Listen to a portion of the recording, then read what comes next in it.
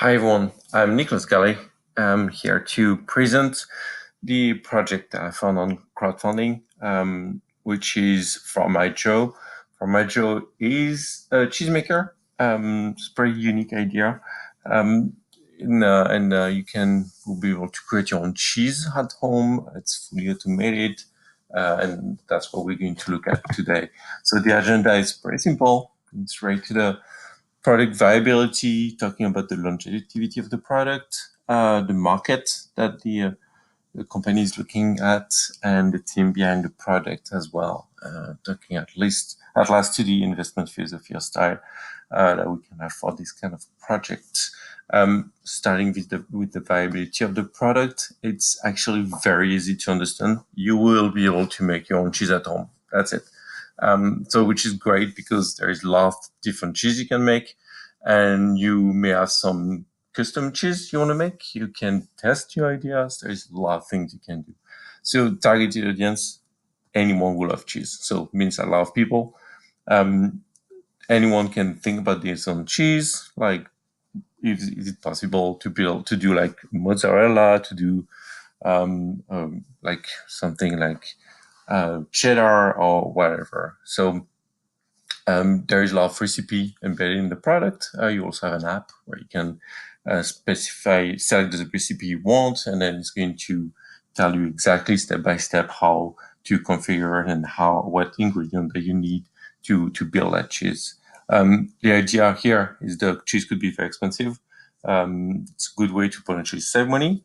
The other thing, especially if you eat a lot of cheese, obviously, uh, also it could be interesting for a business potentially. I don't know if you do you have a wine cheese bar, you want to create your own cheese, you want to put that on the menu, that you've been tailoring a cheese, you're doing something very specific, maybe some very specific flavor that you're not going to find easily on some cheese that you can add into your menu. So something very unique as well.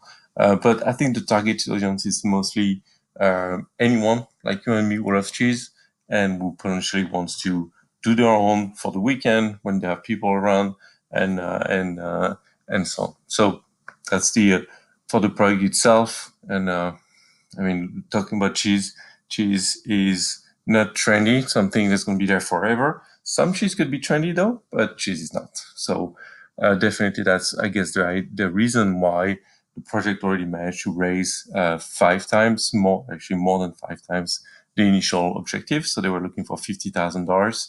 They're already at 271. So I guess that's why they're exceeding the expectation there. There is nothing else on the market, so obviously it's a great idea, and it is very unique. The market, so anyone consuming cheese, usually paired with one, but only could be just paired with a slice of bread or just by itself, just because you like cheese. So there's a huge market here in North America, South America, Europe, everywhere in Europe, Australia, you name it. I mean, anywhere you want cheese. And also there is some countries where it's not easy to find good cheese. Another thing to find some very specific cheese. So potentially you can build your own. You can do the cheese that you like. Also receive a LinkedIn advertisement, so meaning that it's really there's a lot of people talking about that product, and when I read the comments, I can really realize that it's talking to a lot of people. Like everyone is wondering, how can I make my own cheese? I really like that particular cheese. Can I do it? And I have to say that the team behind this product is really up to speed on answering this question. So they really know their market well. Team behind the project, the founder, Glenn Feder, is American. He used to live in France for years. Became a cheese addict. Well, I'm personally French, so yeah, I'm a cheese addict as well. It's not always easy to find good cheese. Usually you have to import them and it costs a lot of money. And I've been told, I mean, I can see actually on the forum and so on that the cheese is very good. They were at the CES in Las Vegas a couple of months ago, and I can tell that a lot of people are very impressed by the type of cheese they can do. So it's not just your typical cheddar or mozzarella. It could be a lot of different things. So if you usually pay a premium for your imported cheese, potentially it could be a good alternative. So that's what they're looking for, the market looking for. In the philosophy of investment, Well, a lot of Kickstarter projects, you're not going to really buy shares of the company.